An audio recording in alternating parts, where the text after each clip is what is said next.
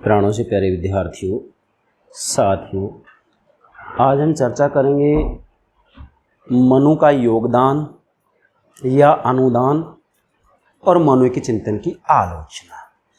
अर्थात अभी तक हमने प्राचीन भारतीय राजनीतिक चिंतन के अंतर्गत पहला राजनीतिक विचारक मनु आपको समझाया। आज हम मनु के बारे में मूल्यांकन करेंगे। अर्थात मनु की जो रचना मनुस्मृति है, इस मनुस्मृति का राजनीति शास्त्र को क्या कुछ योगदान रहा है और इसी के साथ में जो मनु है या मनु की रचना मनुस्मृति है, इसमें क्या कमियां हैं, ये दोनों बातें आज हम आपको बताएंगे। तो पहले तो आप टॉपिक का नाम नोट करेंगे बेटा, क्या? मनु का योगदान और आलोचना। अर्थात मनु के चिंतन का नोट करें, मनु के चिंतन का महत्व एवं अनुदान या योगदान और मनु के चिंतन की आलोचना, ये टॉपिक का नाम हो गया। मैंने यहाँ लिखा है मनु का योगदान और आलोचना। लेक्चर नंबर 21 नोट करें बेटा, लेक्चर नंबर 21 बेटा। सबसे पहले तो आपको ध्यान रखना है, मैंने यहाँ दो पार्ट बना दिए हैं। मनु का योगदान अर्थात मनु के राजनीतिक चिंतन का महत्व में अनुदान, और दूसरा है मनु के चिंतन की आलोचना। ठीक है, दोनों बातें अलग अलग होंगी। लेकिन देखो, भले ही आप मनु के योगदान की बात करें बेटा, या मैं कहूँ कौटिल्य के योगदान की बात करें, या शुक्र के योगदान की बात करें, बृहस्पति, सोमदेव सूरी, कामंदक, रामायणकालीन राजनीति, महाभारतकालीन राजनीति की बात करें, या अगर हम पश्चिम में जाएं तो प्लेटो की योगदान की बात करें, राजनीति विज्ञान के जनक अरस्तु के योगदान की बात करें, संत Thomas Aquinas, Machiavelli, Hobbes, Locke, Rousseau, J.S. Mill, Bentham, Karl Marx, Laski, ढेरों हैं। भले पूर्वी राजनीतिक विचारकों की बात करें, पूर्वी मतलब विशेषकर भारत की बात करेंगे, तो चाहे मनु की बात करें या पश्चिम में आप प्लेटो और अरस्तु की बात करें बेटा, किसी भी राजनीतिक चिंतक के आप योगदान का अध्ययन करते हैं तो मैं आपको एक सूत्र दे रहा हूँ बेटा। भले ही मनु हो या पश्चिम का प्लेटो और अरस्तु हो, मतलब भले ही हमारे भारत का मनु, कौटिल्य, शुक्र हो, या पश्चिम का प्लेटो, अरस्तु, Laski, Machiavelli, Hobbes, Locke, Rousseau, जो भी है, कोई भी हो, मतलब भले ही पूर्वी राजनीतिक चिंतक हो या पश्चिमी राजनीतिक चिंतक हो। पूरी का मतलब भारत की तरफ संकेत है। भले ही भारत के राजनीतिक चिंतक हो जैसे मनु, कौटिल्य, शुक्र, बृहस्पति, भीष्म इत्यादि, और भले पश्चिम का राजनीतिक चिंतक हो प्लेटो, अरस्तु, Aquinas, Machiavelli, Hobbes, Locke, Rousseau इत्यादि। बेटा, जब योगदान की चर्चा की जाती है तो इन सब के बारे में आप ध्यान रखेंगे। वास्तविक रूप में देखा जाए तो कोई भी विचारक विशेष हो, जब हम उसके योगदान का अध्ययन करते हैं तो उसमें बेटा दो तत्व मौजूद होते हैं। ये बातें मैंने यहाँ नोट नहीं की हैं, लेकिन मैं समझा रहा हूँ आपको। दो तत्व मौजूद होते हैं। फिर भले आप मनु का अध्ययन करें, कौटिल्य का करें, शुक्र का करें, भीष्म का करें, या पश्चिमी राजनीतिक विचारकों का अध्ययन कर रहे हो, प्लेटो, अरस्तु, Aquinas, Machiavelli, Hobbes, Locke, Rousseau इत्यादि जो भी हैं, तो इसमें दो तत्व होते हैं। मैंने लिखा दो तत्व दो होते हैं। कौन कौन तत्व होते हैं बेटा, इसको समझे पहले आप। देखो, अगर ये बात समझ में आ जाती है तो आप किसी भी विचारक विशेष के योगदान को और उसकी आलोचना को अच्छे से स्पष्ट कर सकेंगे। या सबके ऊपर लागू होगी ये बात, सब विचारकों के ऊपर। नोट करें बेटा, जो पहला तत्व होता है ना, वो तो तत्व वो होता है जो कि उस विचारक विशेष के द्वारा अपने समय विशेष के बारे में बताया जाता है। जैसे हम कहेंगे इसको कि मनु के समय में मनु के द्वारा उस समय और परिस्थितियों को ध्यान में रखते हुए जो विचार दिए गए हैं, जिनको हम प्राचीन भारतीय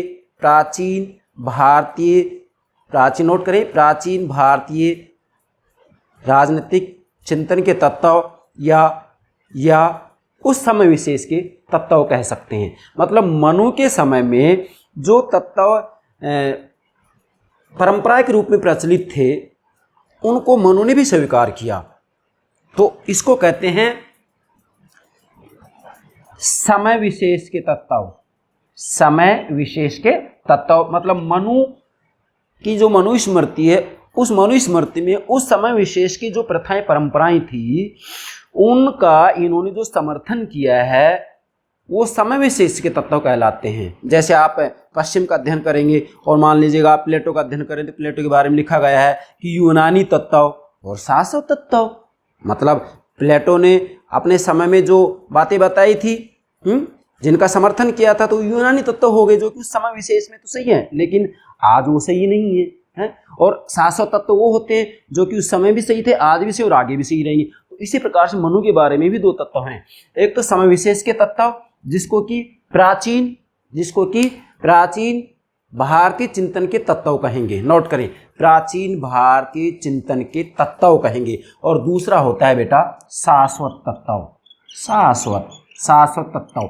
अब ये तत्व मनु में मिलेंगे, कौटिल्य मिलेंगे, शुक्र में मिलेंगे। पश्चिम में जाएंगे तो प्लेटो में मिलेंगे, अरस्तु में मिलेंगे, एक्विनास, हॉब्स, लोक, रूसो सब में मिलेंगे दोनों तत्व। एक तो समय विशेष के तत्व, जैसे मनु की बात करेंगे तो पहला तत्व लिखेंगे आप प्राचीन भारतीय राजनीति के तत्व जो कि उस समय तो सही थे लेकिन आज वो सही नहीं है।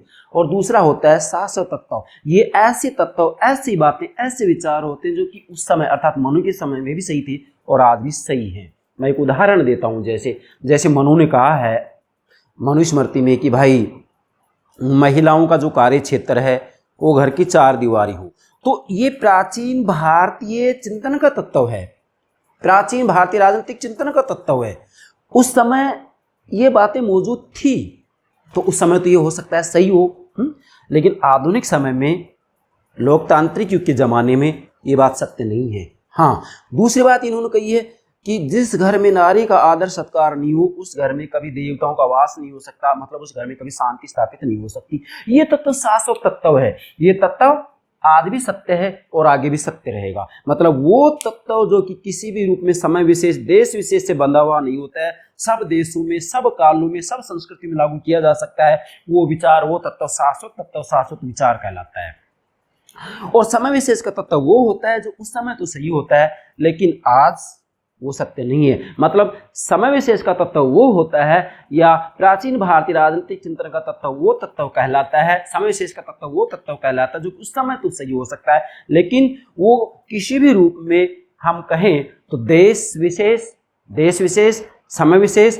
और संस्कृति विशेष से बंधा हुआ होता है। वो केवल उस देश में सही हो सकता है, उस समय में सही हो सकता है, उस कालावधि में सही हो सकता है, उस संस्कृति में सही हो सकता है, लेकिन वो सब देशों में, सब कालों में, सब संस्कृति में सत्य नहीं हो सकता। तो इस तरह से प्रत्येक विचारक के विचारों को दो भागों में बांटा जा सकता है, एक समय विशेष का तत्व, दूसरा शाश्वत तत्व।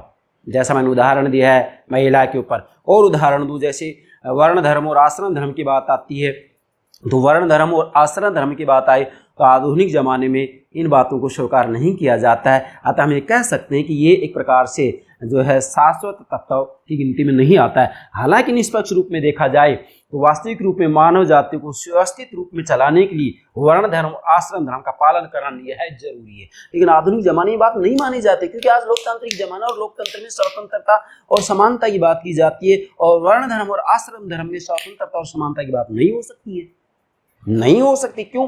क्योंकि जैसे मान लीजिएगा चार वर्ण, ब्राह्मण, क्षत्रिय, वैश्य और शूद्र, तो मनु ने स्पष्ट कह दिया कि ब्राह्मण, क्षत्रिय और वैश्य, जिसको कि द्विज का है, द्विज वर्ण का है, ब्राह्मण, क्षत्रिय और वैश्य के पुरुषों को शिक्षा का अधिकार होगा, लेकिन शूद्र को जो है उसके पुरुष को भी महिलाओं को भी किसी रूप में शिक्षा का अधिकार प्राप्त नहीं होगा। और ब्राह्मण, क्षत्रिय, वैश्य के पुरुषों को शिक्षा का अधिकार है लेकिन महिलाओं को नहीं है।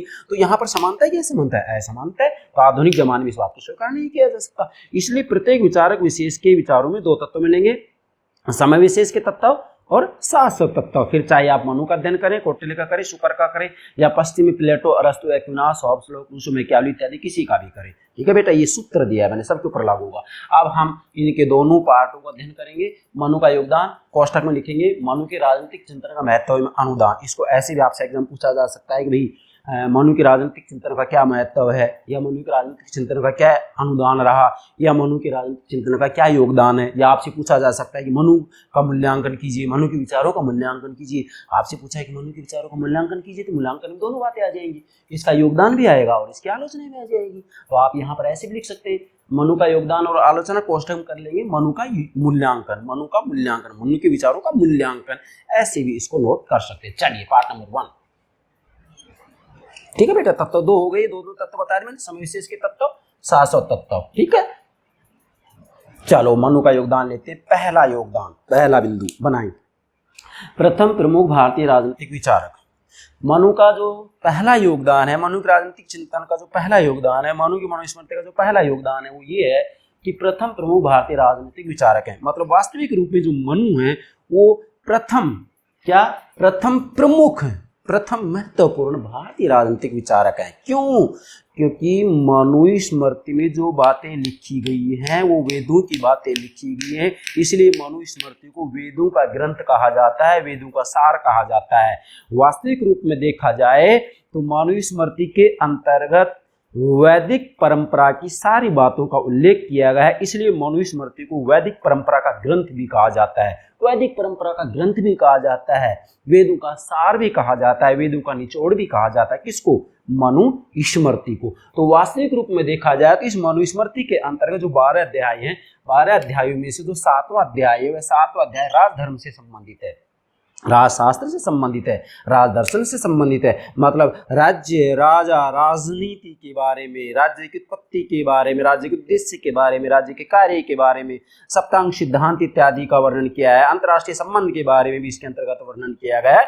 अतः हम कह सकते हैं कि मनुस्मृति जो है, या जो मनु है, वो प्रथम प्रमुख भारतीय राजनीतिक विचारक है। यस, सबसे पहले इन्होंने मनुस्मृति के अंतर्गत अपनी राज्य संबंधी, राजा संबंधी बातों का उल्लेख व्यवस्थित रूप में किया है। ठीक है। दूसरा योगदान, राज्य एवं राजा साधन है, साध्य नहीं। बेटा ध्यान दें, राज्य एवं राजा साधन है, साध्य नहीं। मनुस्मृति का, मनु का जो दूसरा योगदान है, अनुदान में, तो ये है कि मनु ने अपनी मनुस्मृति के अंतर्गत राज्य एवं राजा को एक साधन माना है। क्या साधन माना है? साध्य नहीं। मतलब मनु ने अपनी मनुस्मृति में वास्तविक रूप में राज्य को शरीर तो माना है, राज्य को, जैसे मनु का जो सप्तांग सिद्धांत है, मनु ने कहा है कि भाई राज्य का निर्माण जो है 7 अंगों से, 7 तत्वों से होगा। अब राज्य का निर्माण 7 अंगों से होता है, तो इसी को मनु ने कहा है सप्तांग सिद्धांत। मतलब राज्य के निर्माण के 7 तत्व या 7 अंग होते हैं। 7 तत्व जैसे स्वामी, नोट करें, स्वामी मतलब राजा, स्वामी, अमात्य मतलब मंत्री, स्वामी, अमात्य, पूर्व, राष्ट्र, कोश, सेना और मित्र, 7 हो गए। तो मनु ने मनुस्मृति में कहा है कि भाई राज्य को ये शरीर तो मानते हैं कि राज्य एक शरीर है, राज्य एक शरीर है, लेकिन इस शरीर का अंग व्यक्ति को नहीं माना है। जबकि पश्चिम में राज्य को शरीर तो माना है, लेकिन उसका अंग व्यक्ति को बना दिया। जबकि मनु ने राज्य को शरीर तो माना है, पर उस राज्य रूपी शरीर के अंग व्यक्ति को नहीं बताया है, बल्कि उस शरीर के जो अंग हैं वो 7 बताए हैं, स्वामी, अमात्य, पूर्व, राष्ट्र, कोश, सेना और मित्र।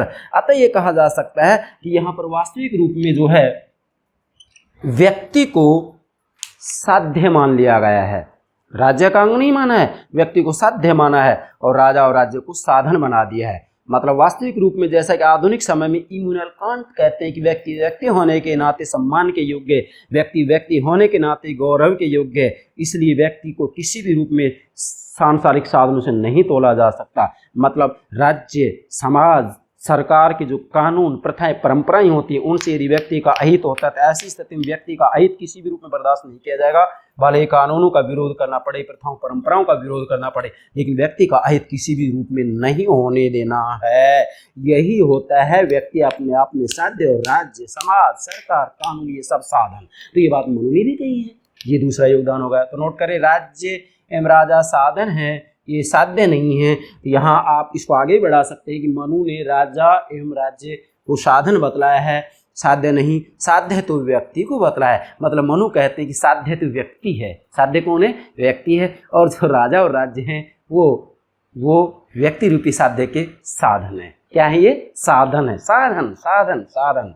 यस। चलिए, तीसरा है संपूर्ण सामाजिक दर्शन का प्रतिपादन। मनु ने अपनी मनुस्मृति के अंतर्गत वास्तविक रूप में देखा जाए तो संपूर्ण सामाजिक दर्शन का प्रतिपादन किया, मतलब समाज व्यवस्था के बारे में व्यापक रूप में लिखा है। समाज व्यवस्था के ऊपर मैं अलग से भी लेक्चर अपलोड कर चुका हूँ। मनुस्मृति के अंतर्गत वास्तविक रूप में समाज व्यवस्था का जो आधार माना है वो वर्ण आश्रम व्यवस्था को बतलाया है, वर्ण धर्म आश्रम धर्म को बतलाया है। मतलब मनु ने अपनी सामाजिक व्यवस्था के अंतर्गत 4 वर्ण और 4 आश्रमों की चर्चा की है, अर्थात ब्राह्मण, क्षत्रिय, वैश्य और शूद्र के क्या कर्तव्य होंगे इसकी चर्चा की है। इसी के साथ में 4 आश्रम, ब्रह्मचर्य आश्रम, गृहस्थ आश्रम, वानप्रस्थ आश्रम, संन्यास आश्रम, प्रत्येक की जो कालावधि होगी 25-25 वर्ष होगी, क्योंकि उस समय व्यक्ति की औसत आयु 100 वर्ष मानी जाती थी। मतलब व्यापक रूप में समाज व्यवस्था के बारे में, सोशल सिस्टम के बारे में भी मनु ने अपनी मनुस्मृति में लिखा है।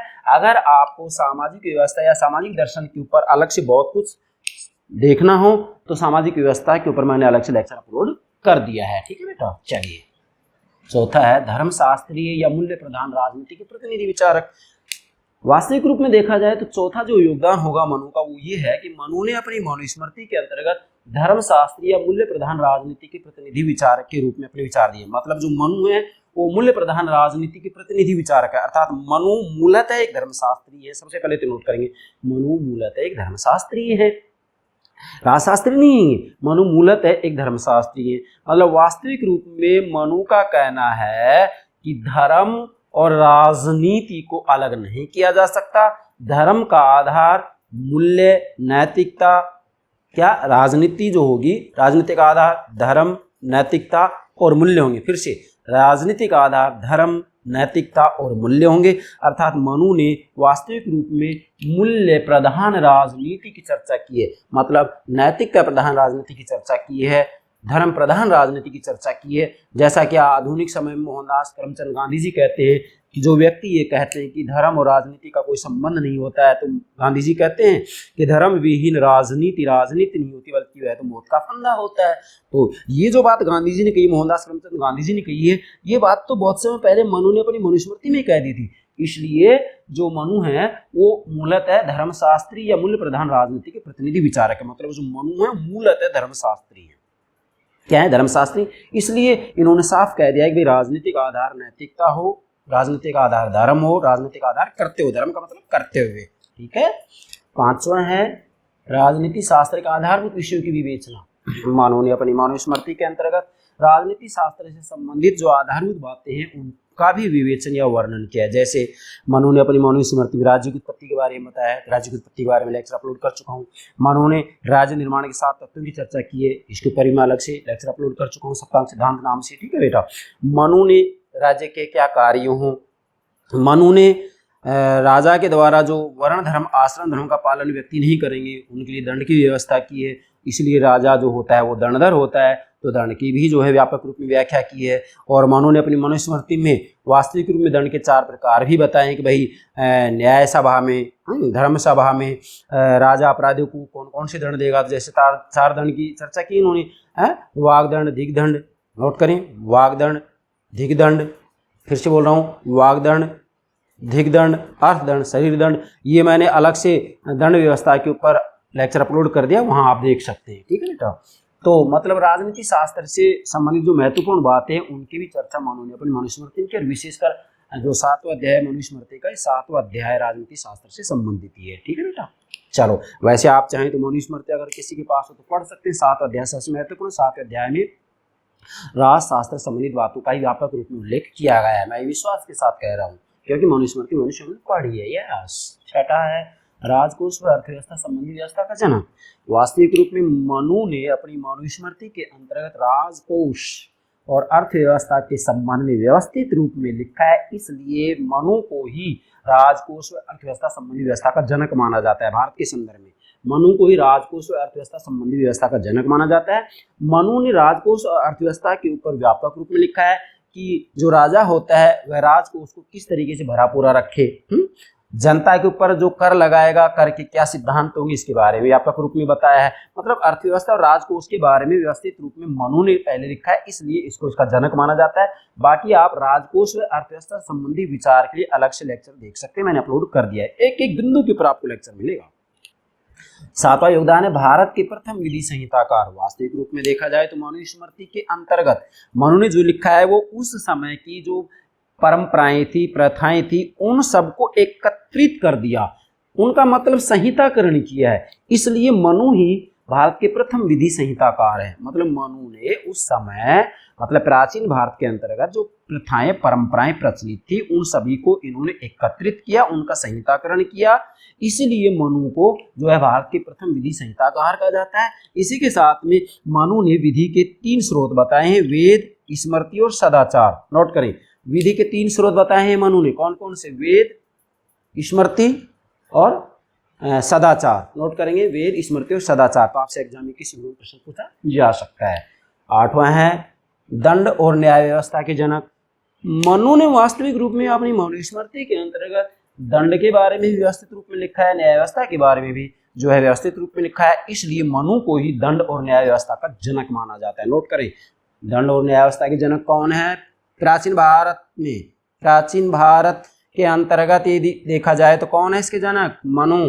पूरी दुनिया के संदर्भ में, केवल भारत के संदर्भ में दंड और न्याय व्यवस्था के जनक कौन है? यस, मनु। मनु ने दंड के बारे में भी विस्तृत रूप में मनुस्मृति में लिखा है और न्याय व्यवस्था के बारे में भी जो है विस्तृत रूप में लिखा है। आप दंड और न्याय व्यवस्था के संदर्भ में अलग से लेक्चर देख सकते हैं, मैंने अपलोड कर दिया है। यही जो क्रम से लेक्चर चलते आ रहे हैं, मैंने दंड और न्याय व्यवस्था पर भी अलग से लेक्चर अपलोड कर दिया, तो यहाँ व्यापक व्याख्या करने की आवश्यकता नहीं है, सिर्फ इतना लिखेंगे दंड और न्याय व्यवस्था के जनक। 9वां है अंतर्राष्ट्रीय राजनीति संबंधी विचारों का प्रतिपादन। मनु ने अपनी मनुस्मृति के अंतर्गत वास्तविक रूप में देखा जाए तो पूरी दुनिया में सबसे पहले लिखा है मनुस्मृति में, जिसको कि इन्होंने कहा है कि परराष्ट्र संबंध, अंतर्राज्यीय संबंध का सिद्धांत है ना। जैसा कि लेक्चर नंबर जो 20 है वो मैंने मनु का परराष्ट्र या अंतर्राज्य संबंध के ऊपर ही चर्चा की है। मतलब मनु ने अंतर्राष्ट्रीय राजनीति के बारे में, अंतर्राष्ट्रीय संबंधों के बारे में भी अपनी मनुस्मृति में व्यापक रूप में लिखा है। जैसे मनु ने परराष्ट्र संबंध या अंतर्राज्य संबंध संबंधी सिद्धांत देते हुए बताया है। इसका एक तरफ सैद्धांतिक पक्ष बताया, दूसरी तरफ व्यवहारिक पक्ष बताया है। सैद्धांतिक पक्ष में राज्यमंडल, नीति के 4 उपाय, साम दाम भेद दंड। राज्यमंडल, मंडल मतलब राज्यों का समूह, तो राज्यमंडल जिसके अंतर्गत राज्यों का जो समूह होगा उसमें 12 राज्य होंगे। मैंने पिछला जो लेक्चर बताया उसमें व्यापक रूप से इसको समझाया है। राज्यमंडल, सैद्धांतिक पक्ष में राज्यमंडल आएगा, नीति के 4 उपाय आएंगे और 60 गुण्य मंत्र आएगा, मतलब 6 गुणी मंत्र, संधि, विग्रह, यान, आसन, द्वंद्व, संश्रय, ये 6 मंत्र हो गए। इसकी सैद्धांतिक रूप में चर्चा की। व्यवहारिक पक्ष के अंतर्गत मनु ने अपनी मनुस्मृति के अंतर्गत दूत व्यवस्था, गुप्तचर व्यवस्था और युद्ध की चर्चा की। मतलब मनु ने वास्तविक रूप में अपनी मनुस्मृति के अंतर्गत अंतर्राष्ट्रीय राजनीति के विचारों का भी विस्तृत रूप में उल्लेख किया है। और वास्तव में देखा जाए तो हमारे भारत के अंतर्गत मनु, कौटिल्य और शुक्र ने अंतर्राष्ट्रीय राजनीति के बारे में, अंतर्राष्ट्रीय संबंधों के बारे में या परराष्ट्र अंतर्राज्य संबंधों के बारे में जो लिखा है, इस व्यवस्थित रूप में पूरी दुनिया में किसी ने नहीं लिखा है। इसलिए हम कह सकते हैं कि अगर अंतर्राष्ट्रीय संबंध, अंतर्राष्ट्रीय राजनीति के सिद्धांत की बात आती है तो सबसे पहले भारत में ही दिए गए हैं। अगर किसी को ये लगे कि भाई भारत में ही नहीं बल्कि दुनिया के अन्य देशों में भी ये सिद्धांत मौजूद थे, तो हमें दिखाइएगा कहाँ ये मौजूद थे, आपको कहीं भी नहीं मिलेंगे। इसलिए हम सीना तान करके, छाती ठोक करके कह सकते हैं कि अंतर्राष्ट्रीय राजनीति के अंतर्गत आधुनिक समय में भले पश्चिम वालों ने कितने सिद्धांत दिए हों, लेकिन प्राचीन भारत के अंतर्गत अंतर्राष्ट्रीय राजनीति के बारे में एक से एक सिद्धांत दे दिए गए, जिनका लोहा आज पूरी दुनिया मानती है। यस, तो आप मनु का परराष्ट्र या अंतर्राज्य संबंध का जो सिद्धांत है वो लेक्चर नंबर 20 में मैंने आपको समझाया, व्यापक रूप में देख सकते हैं। लगभग 50 मिनट का लेक्चर है पिछला जो लेक्चर हमारा, लेक्चर नंबर 20, उसके अंतर्गत अंतर्राष्ट्रीय राजनीति की चर्चा की गई है। 10वां योगदान है बेटा आदर्श एवं यथार्थ का संयोग। मनु ने अपनी मनुस्मृति के अंतर्गत यदि देखा जाए तो वास्तविक रूप में, जैसे मैं कहूँगा कि मनु ने जो राज्यमंडल की बात की है, जो नीति के 4 उपाय की बात की है, जो 60 गुण्य या 6 गुणी नीति या 6 मंत्र की चर्चा की है, 6 मंत्र, संधि, विग्रह, यान, आसन, द्वंद्व, संश्रय, नीति के 4 उपाय, साम दाम भेद और दंड, इनकी चर्चा की है। तो वास्तविक रूप में देखा जाए तो ये यथार्थ की बातें हैं। और इसी के साथ में इन्होंने युद्ध के नियमों की चर्चा की है, धर्म युद्ध की चर्चा की। उन्होंने कहा कूट युद्ध नहीं होना चाहिए, छल कपट युद्ध नहीं होना चाहिए, बल्कि धर्म युद्ध होना चाहिए।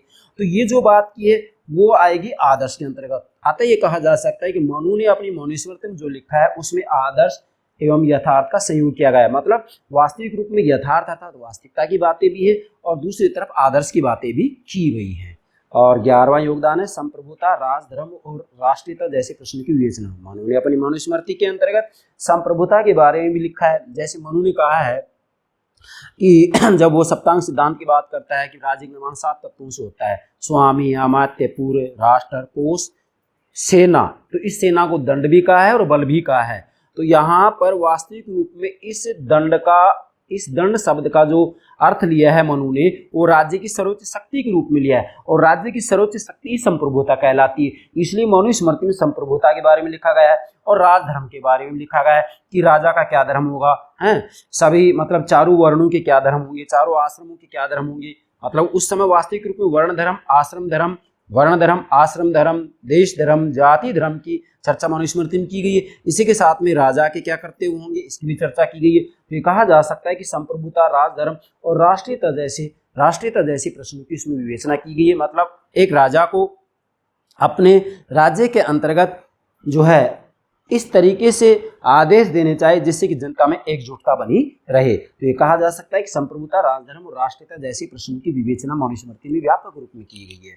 और 12वां योगदान है मानव मात्र के कर्तव्य और स्वधर्म पालन पर बल। मनु ने अपनी मनुस्मृति के अंतर्गत ये भी बताया कि मानव मात्र के क्या कर्तव्य होंगे और स्वधर्म पालन पर बल दिया है। मतलब वास्तविक रूप में मनु ने अपनी समाज व्यवस्था का आधार वर्ण और आश्रम व्यवस्था को माना और स्पष्ट रूप में बता दिया कि चारों वर्णों के क्या कर्तव्य होंगे। जैसे बताया कि ब्राह्मण का कर्तव्य होगा विद्याध्ययन है, जो है विद्या का दान करना, वेदों का अध्ययन करना, क्षत्रिय का है रक्षा करना, उसके बाद में ब्राह्मण, क्षत्रिय, फिर वैश्य का कर्तव्य होगा व्यापार करना, शूद्र का कर्तव्य है ब्राह्मण, क्षत्रिय और वैश्य की सेवा करना।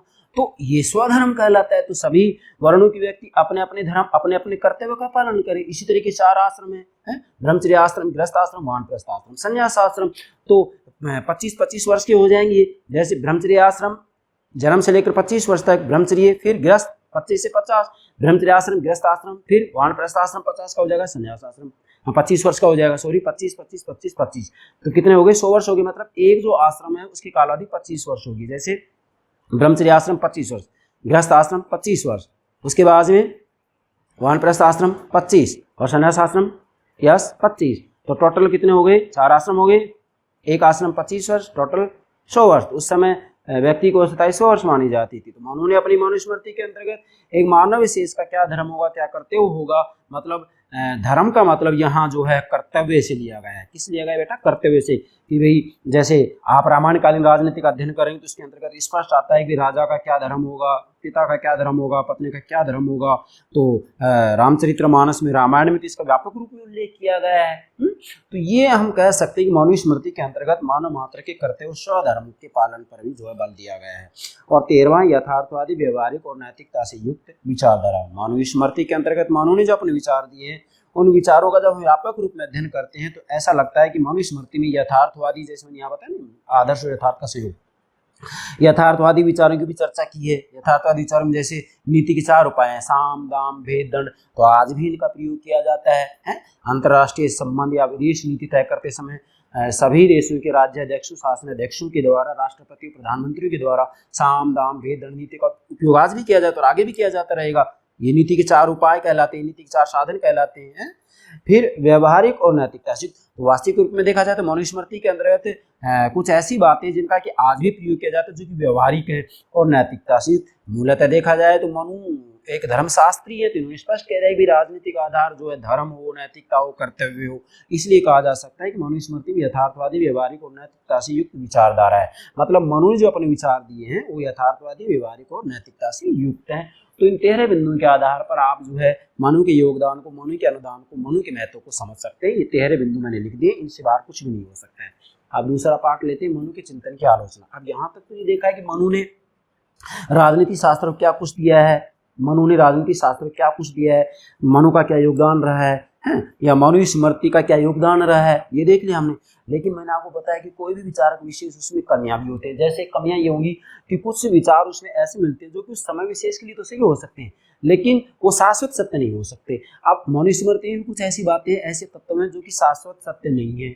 उस समय विशेष में भले ही सही रही हूँ, मनु के समय में भले ही वो सत्य रहे हों, लेकिन आधुनिक जमाने में वो सत्य नहीं हो सकते। मतलब कुछ तत्व ऐसे होते हैं जो कि देश, काल, क्या देश काल विशेष की परिस्थितियों में बंधे हुए होते हैं, वो केवल उस काल विशेष में देश विशेष तक सीमित रह जाते हैं। लेकिन कुछ तत्व ऐसे होते हैं जो कि सब देशों में, सब कालों में, सब संस्कृति में लागू किए जा सकते हैं और किए भी जाने चाहिए। जैसे मनु ने कहा है कि भाई जिस घर में नारी का सत्कार नहीं होता वहाँ शांति स्थापित नहीं हो सकती, तो ये बात उस समय सही थी, अब भी सही और आगे भी सही रहेगी। और दूसरी तरफ मनु ने कहा है कि भाई महिला का कार्य क्षेत्र घर की चार दीवारी हो, तो बेटा ये बात तो उस समय भले ही सत्य रही हो, लेकिन आज इसको कोई भी स्वीकार नहीं करेगा। आज तो महिलाएं राजनीति में बढ़ चढ़ करके भाग ले रही हैं, लेना भी जरूरी है। हम तो ये कहेंगे किसी भी राष्ट्र के विकास को आपको देखना हो तो सबसे पहले ये देखें कि वहाँ पर जो है प्रत्येक कार्य के अंतर्गत, प्रत्येक क्रियाकलाप के अंतर्गत, भले वो सामाजिक क्रियाकलाप हो, राजनीतिक क्रियाकलाप हो, कोई भी क्रियाकलाप हो, उसमें महिलाओं का कितना योगदान है। जिस देश में महिलाओं का जितना ज़्यादा योगदान होगा वह देश उतना ही ज़्यादा विकसित होगा। यस, सत्य है बात। इसी बात को ध्यान में रखते हम कह सकते हैं हमारी बात के अंतर्गत जो है अभी लोकसभा और राज्यसभा के अंतर्गत है, सॉरी लोकसभा और विधानसभाओं के अंतर्गत, लोकसभा और विधानसभाओं के अंतर्गत 33% आरक्षण की जो है व्यवस्था कर दी गई है। तो बेटा ये मतलब मूल बात ये कि महिलाओं को तो स्थान दिया ही जाना चाहिए। चलो मनु की चिंतन की आलोचना, मतलब मनुस्मृति के अंतर्गत क्या क्या जो है कमियां हैं। नंबर 1, मनु के समस्त विवरण में राजनीति धर्मशास्त्र का मात्र अनुकरण करती है। मतलब मनुस्मृति में मनु ने बार बार ये कहा है कि जो राजनीति है वो धर्मशास्त्र का मात्र अनुकरण करती है। मतलब इन्होंने स्पष्ट कह दिया है कि राजनीतिक आधार धर्म है, राजनीतिक आधार धर्म है, राजनीतिक आधार धर्म है, राजनीतिक आधार नैतिकता है, राजनीतिक आधार नैतिकता है, राजा को राजधर्म का पालन करना चाहिए। इसका मतलब यहाँ आलोचक कह रहे हैं कि भाई मनु के सारे विवरण से या पूरी मनुस्मृति का अध्ययन करने पर ऐसा लगता है कि जो राजनीति है धर्मशास्त्र का मात्र अनुकरण करती है। मतलब राजनीति तो धर्मशास्त्र की अनुगामिनी है। धर्मशास्त्र जैसे कहेगा वैसे ही जो है राजा के द्वारा कार्य किया जाएगा। तो ये एक आलोचना की गई, जबकि आधुनिक समय में हम देखते हैं तो राजनीति सर्वोच्च है, मतलब पॉलिटिकल सिस्टम, राजनीतिक व्यवस्था सर्वोच्च है। ठीक है बेटा। दूसरी आलोचना जो की गई है वह की गई कि शासन के सिद्धांतों का उल्लेख नहीं किया, केवल शासन प्रणाली का विवरण प्रस्तुत किया है। आलोचक ने दूसरी जो कमी बताई मनुस्मृति में बताई, मनुस्मृति में शासन के सिद्धांतों का उल्लेख नहीं किया गया है। जैसे वास्तविक रूप में देखा जाए तो प्लेटो ने अपनी रिपब्लिक में शासन के सिद्धांतों को उल्लेख किया है, अरस्तु ने अपनी पुस्तक पॉलिटिक्स में शासन के सिद्धांतों को उल्लेख किया है, बेंथम ने भी किया है। तो कुल मिला के ये कह सकते हैं कि भाई जो मनु है ना, आलोचक कह रहे हैं कि मनु ने शासन के सिद्धांतों का कोई उल्लेख नहीं किया मनुस्मृति में, बल्कि इन्होंने केवल शासन प्रणाली का विवरण प्रस्तुत किया। मतलब शासन प्रणाली का विवरण तो दिया है, शासन प्रणाली का वर्णन तो किया है, उस समय राजतंत्रीय शासन प्रणाली का उन्होंने खुलकर समर्थन किया है, लेकिन शासन के सिद्धांतों को उल्लेख नहीं किया है। तो इस आधार पर भी इसकी आलोचना की गई है मनु की मनुस्मृति की। तीसरी आलोचना, प्राचीन भारत की गणतंत्रीय व्यवस्था की पूर्ण उपेक्षा की है, केवल राजतंत्रीय व्यवस्था को ही इन्होंने सम्मान की दृष्टि से देखा है। मतलब मनु ने वास्तविक रूप में देखा जाए तो प्राचीन भारत में गणतंत्रीय व्यवस्था प्रचलित थी और गणतंत्रीय व्यवस्था की प्रशंसा भी की गई थी, यस, प्राचीन भारत में। लेकिन मनु ने प्राचीन भारत की गणतंत्रीय व्यवस्था की पूर्ण उपेक्षा की है और मनु ने अपनी मनुस्मृति के अंतर्गत केवल राजतंत्रीय व्यवस्था को स्थान दिया है, केवल राजतंत्रीय व्यवस्था को स्थान दिया है। तो आलोचकों ने इस आधार पर भी इसकी आलोचना की है कि भी मनु ने उस समय की गणतंत्रीय व्यवस्था की तो पूर्ण रूप में उपेक्षा कर दी, जबकि राजतंत्रीय व्यवस्था को सम्मान की दृष्टि से देखा है। इस आधार पर भी इसकी आलोचना की जाती है। ठीक है बेटा। और चौथा है, संपूर्ण सामाजिक व्यवस्था घोर मानवीय असमानता के सिद्धांत पर आधारित। नोट करें, संपूर्ण सामाजिक व्यवस्था, सोशल सिस्टम, सामाजिक व्यवस्था घोर मानवीय असमानता के सिद्धांत पर आधारित। आलोचकों ने इस आधार पर भी इसकी आलोचना की कि मनु की जो सामाजिक व्यवस्था है उस सामाजिक व्यवस्था का आधार मनु ने वर्ण और आश्रम व्यवस्था को माना है। 4 वर्ण, ब्राह्मण, क्षत्रिय, वैश्य, शूद्र, 4 आश्रम, ब्रह्मचर्य आश्रम, गृहस्थ आश्रम, वानप्रस्थ आश्रम, संन्यास आश्रम। तो जैसे मनु कह रहे हैं कि भाई जो द्विज वर्ण है, द्विज वर्ण में ब्राह्मण, क्षत्रिय और वैश्य आएंगे। द्विज वर्ण में ब्राह्मण, क्षत्रिय और वैश्य आएंगे। तो मनु ने स्पष्ट रूप में मनुस्मृति में लिखा है कि भाई ब्राह्मण, क्षत्रिय और वैश्य के, फिर से बोल रहा हूँ, ब्राह्मण, क्षत्रिय और वैश्य के पुरुषों को ही केवल शिक्षा का अधिकार होगा, महिलाओं को शिक्षा का अधिकार नहीं होगा। एक तो कमी ये रहेगी। दूसरी कमी ये है कि इन्होंने जो शूद्र है, शूद्र वर्ण के महिला और पुरुषों को भी, महिला और पुरुष को शिक्षा का अधिकार ही नहीं दिया। तो क्या आधुनिक जमाने में, जबकि लोकतांत्रिक व्यवस्था का, लोकतांत्रिक शासन प्रणाली का जमाना है, आज का युग लोकतांत्रिक युग है और भारत तो वैसे भी विश्व का सबसे बड़ा लोकतांत्रिक देश है, तो क्या आज ये असमानता बर्दाश्त की जाएगी? नहीं। तो मनु की मनुस्मृति में सबसे मोटी कमी तो ये रहेगी कि भाई वास्तविक रूप में उन्होंने घोर मानवीय असमानता के सिद्धांत को स्वीकार किया है, या मनु की जो सामाजिक व्यवस्था घोर मानवीय असमानता के सिद्धांत पर आधारित। अब यहाँ पर असमानता की गई ब्राह्मण क्षत्रिय और वैश्य के पुरुषों को शिक्षा का अधिकार महिलाओं को नहीं है, और शूद्र वर्ण के महिला और पुरुषों को शिक्षा का अधिकार नहीं है। जबकि आज तो सबको शिक्षा का अधिकार आधुनिक जमाने में, तो क्योंकि आज का युग लोकतांत्रिक युग है। तो मनु ने अपनी मनुस्मृति में वास्तविक रूप में जो समाज व्यवस्था है इसका आधार समानता को नहीं माना बल्कि असमानता को माना है, और भी ढेरों उदाहरण है। तो आप तो केवल इतना ही कह सकते हैं। मैंने आपको बता दें सामाजिक व्यवस्था के ऊपर मैंने अलग से लेक्चर अपलोड कर दिया, तो वहां पर सारी बातें समझा दी गई है। यहाँ तो इतना ध्यान रखेंगे कि आलोचकों का कहना है कि संपूर्ण सामाजिक व्यवस्था घोर मानवीय असमानता के सिद्धांत पर आधारित है, जबकि आधुनिक जमाना लोकतांत्रिक जमाना है। लोकतांत्रिक युग में लोकतंत्र के जो आधार स्तंभ होते हैं स्वतंत्रता और समानता होती है, जबकि मनु की सामाजिक व्यवस्था में स्वतंत्रता और समानता के सिद्धांतों को स्वीकार नहीं किया गया। स्वतंत्रता और समानता के सिद्धांत को स्वीकार नहीं किया गया मनुस्मृति में। इस आधार पर भी आलोचकों ने इसकी आलोचना की है। और पांचवा अंतिम आलोचना है अत्यंत कठोर दंडों का समर्थन किया। मनु ने अपनी मनुस्मृति के अंतर्गत जो अपराध करने वाली व्यक्ति हैं, अपराधी हैं, उनके लिए अत्यंत कठोर दंडों का समर्थन किया है। जैसे इन्होंने कहा है कि जो अपराधी होता है उसके नाखून नोच लिए जाए, जिस अंग से अपराध किया हो उस अंग को काटा जाए। और मनुस्मृति में यहाँ तक आया कि मृत्यु दंड भी दो प्रकार के बताए गए। मनुस्मृति ने बताए हैं सामान्य मृत्यु दंड, कष्टपूर्ण मृत्यु दंड। सामान्य मृत्यु दंड में तो एक झटके से व्यक्ति को मार दिया जाएगा, लेकिन कष्टपूर्ण मृत्यु दंड के अंतर्गत उसको तड़फा करके मारा जाएगा, तड़फा कर मारा जाएगा। तो बेटा मनुस्मृति के बारे में आलोचक कहते हैं कि भाई मनुस्मृति में या मनु ने अत्यंत कठोर दंडों का समर्थन किया है। आलोचकों का कहना है कि ये मानवाधिकारों के खिलाफ है। आधुनिक जमाना मानवाधिकारों की बात करता है, तो मनु ने अपनी मनुस्मृति में दंडों के बारे में, कठोर दंडों के बारे में जो विवरण दिया है उसको आज कोई स्वीकार नहीं करेगा। अतः इस आधार पर भी इसकी आलोचना की जा सकती है। बाकी जो कठोर दंड है इसके बारे में मैंने दंड व्यवस्था के ऊपर अलग से लेक्चर अपलोड कर दिया है, वहां पर आप ये बातें देख सकते हैं। तो ये 5 आलोचनाएं हैं, इसके आधार पर आप मनु के चिंतन की आलोचना को अच्छे से समझ सकते हैं।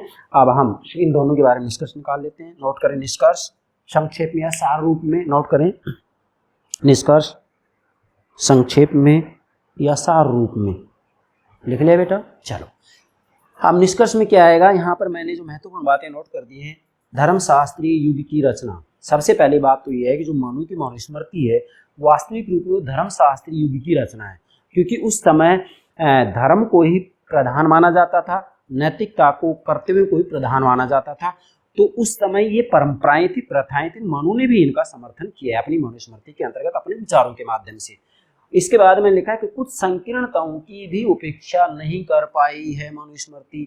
मतलब मनु ने अपनी मनुस्मृति में जो विचार दिए उन विचारों में कुछ ऐसे संकीर्ण विचार हैं कि उस संकीर्ण विचारों को भी उन्होंने स्वीकार किया है, जबकि मनु को उनकी उपेक्षा करनी चाहिए थी।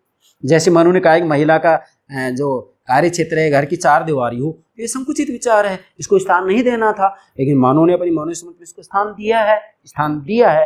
नोट करें कुछ संकीर्णताओं की भी उपेक्षा नहीं कर पाई। जैसे इन्होंने यहाँ तक कहा है कि भाई 4 वर्ण है, ब्राह्मण क्षत्रिय वैश्य और शूद्र। तो शूद्र के बारे में कह दिया कि शूद्र वर्ण के पुरुष और महिलाओं को शिक्षा का अधिकार नहीं होगा। तो ये भी संकीर्णता, ये भी संकीर्ण विचार है, ये छोटे विचार है, छोटी सोच है। नेक्स्ट लिखे यहाँ पर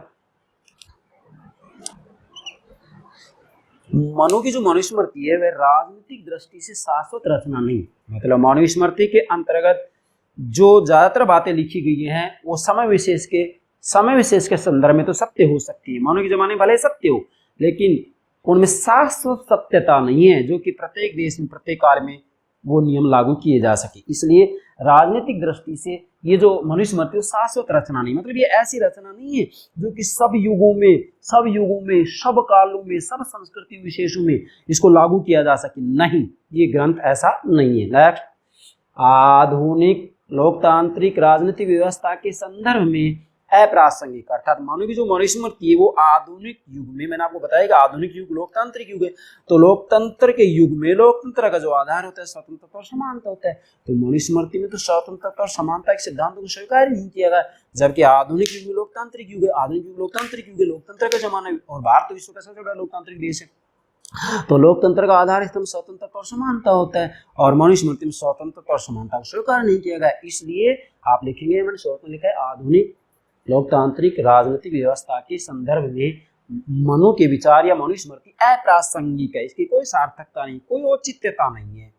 अब आगे बढ़े, मानव धर्म के संदर्भ में शाश्वत महत्व। अब यहाँ तक तो हमने इसकी कमी की तरफ इशारा कर दिया, लेकिन कुछ बातें सही भी है, इसमें दोनों बातें आती है, शाश्वत सत्य भी होता है और समय विशेष के तत्व भी होते हैं। भाई शाश्वत तत्व भी होते हैं, समय विशेष के तत्व भी होते हैं। मैंने पहले बताया 2 तत्व होते हैं, भले ही मनु हो या प्लेटो हो। मानव धर्म के संदर्भ में शाश्वत महत्व। वास्तविक रूप में मनुस्मृति में प्रत्येक मानव का कर्तव्य धर्म की बात की गई कि प्रत्येक व्यक्ति विशेष का अपना धर्म होगा, अपना कर्तव्य होगा, और प्रत्येक व्यक्ति को अपने धर्म का, अपने कर्तव्य का पालन करना चाहिए। तो ये बात उस समय भी सही है, आज भी सही और आगे भी सही रहेगी। इसे को कहते हैं शाश्वत सत्य। अगला है, इन अंशों के कारण अमर ग्रंथों में स्थान। अर्थात मनु ने अपनी मनुस्मृति के अंतर्गत वास्तविक रूप में जो मानव धर्म की चर्चा की है कि प्रत्येक व्यक्ति विशेष का अपना धर्म होगा, अपना कर्तव्य होगा, अपना नैतिक मूल्य होगा, तो प्रत्येक व्यक्ति को अपने धर्म का, स्वधर्म का पालन करना चाहिए। जैसे ब्राह्मण, क्षत्रिय, वैश्य, शूद्र, प्रत्येक को अपने धर्म का, अपने कर्तव्य का पालन करना चाहिए। तो ये एक ऐसी बात है कि इस बात के आधार पर मैंने लिखा इन अंशों के कारण, मतलब ये जो स्वधर्म की बात की है, नैतिकता की बात की, कर्तव्य की बात की है, तो इन अंशों के कारण मतलब मानव धर्म के कारण, कर्तव्यों के कारण, नैतिकता के कारण कि प्रत्येक व्यक्ति को अपने धर्म का, अपने कर्तव्य का पालन करना चाहिए। तो इस अंश के कारण, मतलब इन अंशों के कारण जो मनुस्मृति वह अमर ग्रंथों में स्थान पाता है। मतलब मनुस्मृति ऐसा नहीं है कि इसमें कोई भी जो बात है वो शाश्वत सत्य नहीं है, या जो ग्रंथ है वो बिल्कुल अप्रासंगिक हो गया, नहीं। इसमें कुछ बातें आज भी ऐसी हैं जो कि सत्य हैं।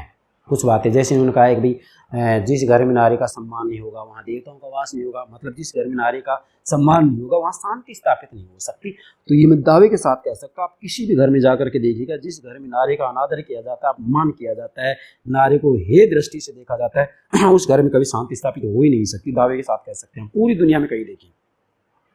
इसलिए मनु ने जो ये बात कही है, ये शाश्वत सत्य ही तो है। तो ये जो बात, ये अमर ग्रंथ में स्थान दिलाती है।